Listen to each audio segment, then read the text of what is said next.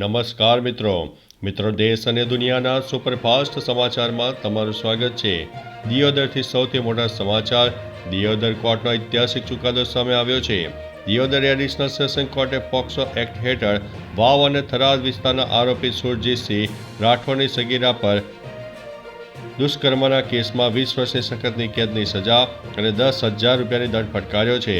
2023ની આ ગુનાસ્પદ ઘટનામાં આરોપીએ યુવતીને લલચાવી ફોસલાવીને દુષ્કર્મ આચર્યું હતું। પોલીસે ત્વરિત ધરપકડ કરીને કોર્ટમાં કેસ દાખલ કર્યો છે।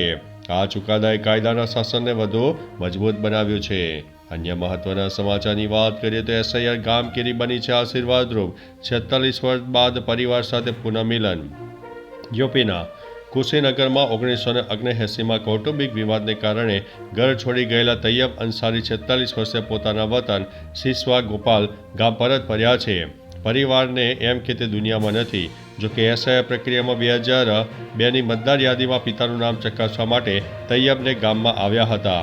ત્યાં તેમનો બેટો નાના ભાઈ સૈયદ સાથે થતાં ગામમાં ભાવુક દ્રશ્યો સર્જાયા હતા। તૈયબે આ પુનર્મિલન માટે ભારત સરકાર અને એસઆઈઆર પ્રક્રિયાનો આભાર માન્યો છે। અન્ય મહત્વના સમાચારની વાત કરીએ તો ધીરેન્દ્ર શાસ્ત્રી ભૂતો ઉપર પીએચડી કરશે।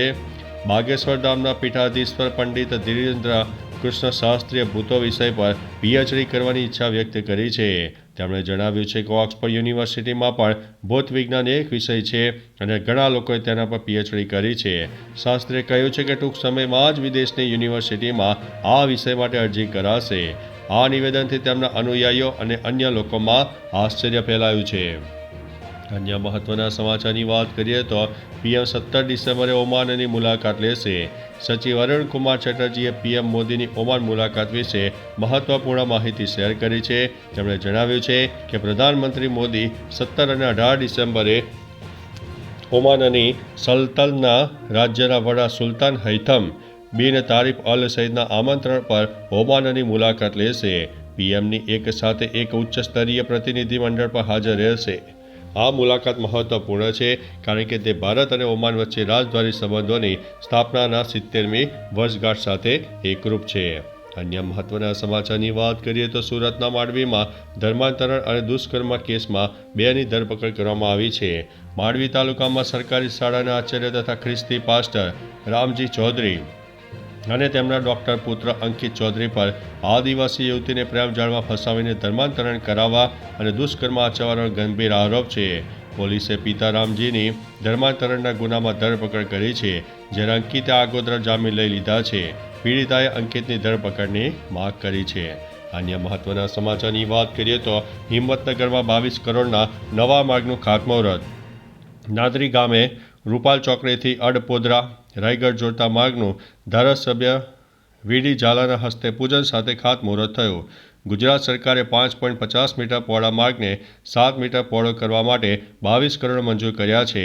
આ માર્ગથી રૂપાલ, ગાંભોઈ, રાણાસણ, નાદરી, અડપોદરા, રાયગઢ, ઝાલાનગર સહિત 70થી વધુ ગામોને જોડશે અને પરિવહન સુગમ બનશે। અન્ય મહત્વના સમાચારની વાત કરીએ તો સાયન્સ સિટીના પરિશ્રમ એલિગન્સ કોમ્પ્લેક્સમાં આગ લાગી છે। અમદાવાદના સાયન્સ સિટી વિસ્તારના આસ્થા બંગલો નજીક પરિશ્રમ એલિગન્સ કોમ્પ્લેક્સમાં આગ લાગવાની ગંભીર ઘટના બની છે। ફાયર બ્રિગેડને જાણ થતાં 8થી 10 ગાડીઓ ઘટના સ્થળ પર પહોંચી ગઈ હતી। કોમ્પ્લેક્સમાં લિફ્ટમાં કેટલાક લોકો ફસાયા હોવાની માહિતી છે જેમને સીડી મૂકીને બચાવવામાં આવ્યા હતા। ફાયરના ઉચ્ચ અધિકારીઓ પણ હાજર હતા અને આગ ઉપર કાબૂ મેળવવાની કામગીરી કરી હતી। અન્ય મહત્વના સમાચારની વાત કરીએ તો સબસિડીયુક્ત યુરિયા ખાતરનું મોટું કૌભાંડ ઝડપાયું છે। મોરબીના હળવદ પંથકમાં પોલીસે મોટું યુરિયા કૌભાંડ ઝડપી પાડ્યું છે।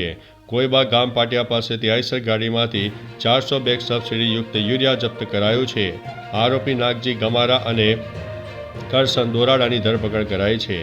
પાયલોટિંગ કરતી વખતે પણ તે કબજે કરવામાં આવ્યું હતું। ગેરકાયદેસર હેરાફેરીનો આ જથ્થો બ્લેકમાં વેચવાનું હોવાનું પ્રાથમિક તપાસમાં ખુલ્યું છે। પોલીસે વધુ તપાસ હાથ ધરી છે। અન્ય મહત્વના સમાચારની વાત કરીએ તો અંબાજી યાત્રાધામ પ્લાસ્ટિક મુક્ત બનશે. અંબાજીની પવિત્રતા અને સ્વચ્છતા જાળવવા માટે અંબાજી દેવસ્થાન ટ્રસ્ટ તથા ગ્રામ પંચાયતે મોટો નિર્ણય લીધો છે. આગામી 15 ડિસેમ્બરથી સમગ્ર વિસ્તારમાં 150 માઇક્રોનથી ઓછા જાડાઈવાળા પ્લાસ્ટિક જબલા તેમજ અન્ય પ્લાસ્ટિકના વસ્તુઓ પર સંપૂર્ણપણે પ્રતિબંધ લાગુ થશે. લાખો યાત્રાળુઓથી થતા પ્લાસ્ટિક પ્રદૂષણને રોકવા માટે આ પગલું લેવાયું છે. વેપારીઓ અને સ્થાનિકો માટે આ નિયમ ફરજિયાત છે. અન્ય મહત્વના સમાચારની વાત કરીએ તો અટલ પેન્શન યોજનામાં નિયમોમાં ફેરફાર. ભારત સરકારે national pension system, unified pension scheme અને અટલ પેન્શન યોજનાના નિયમોમાં નોંધપાત્ર ફેરફારો કર્યા છે.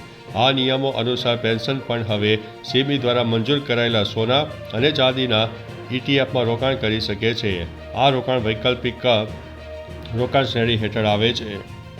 સરકાર કહે છે કે આ ફેરફારો રોકાણકારોને લાભ કરશે. આ નિયમો તાત્કાલિક અમલમાં છે. મિત્રો, અન્ય મહત્વના સમાચારની વાત કરીએ તો ચાંદીમાં અત્યાર સુધીના બધા રેકોર્ડ તૂટ્યા. ચાંદીએ બધા રેકોર્ડ તોડી નાખ્યા છે અને ઓલ ટાઈમ હાઈ લેવલ ઉપર પહોંચી ગઈ છે. આજે ચાંદી 4500થી વધીને 1,92,781 પ્રતિ કિલોગ્રામ ઉપર પહોંચી ગઈ છે. દરમિયાન સોનું 1973થી વધીને 1,30,569 પ્રતિ 10 ગ્રામ ઉપર પહોંચી ગયું છે. જ્યારે 22 કેરેટ સોનું 1,19,601 પ્રતિ 10 ગ્રામ ઉપર પહોંચી ગયું છે. છેલ્લા કેટલાક દિવસોમાં આ કિંમતી ધાતુઓના ભાવમાં તીવ્ર વધારો જોવા મળ્યો છે. અન્ય મહત્વના સમાચારની વાત કરીએ તો થાઈલેન્ડ અને કંબોડિયાના અથડામણમાં પ્રાચીન હિન્દુ મંદિરને નુકસાન થયું છે. થાઈલેન્ડ અને કંબોડિયા વચ્ચે થયેલી સરહદી અથડામણમાં 1100 વર્ષ જૂના પ્રાચીન હિન્દુ મંદિર પ્રીહ વિહાર અને પ્રેહ વિહારને થયેલા નુકસાન અંગે ભારતે ઊંડી ચિંતા વ્યક્ત કરી છે. આ મંદિર યુનેસ્કોની વર્લ્ડ હેરિટેજ યાદીમાં સૂચિબદ્ધ છે અને બંને દેશો વચ્ચે વિવાદનું કેન્દ્રબિંદુ રહ્યું છે. સંરક્ષણ સુવિધાઓને કોઈપણ નુકસાન દુર્ભાગ્યપૂર્ણ અને ચિંતાનો વિષય માનવામાં આવે છે. તો ચાલો મિત્રો, ફરીથી દેશ અને દુનિયાના સુપરફાસ્ટ સમાચાર લઈને મળતા રહીશું. ત્યાં સુધી અમને રજા આપશો. નમસ્તે.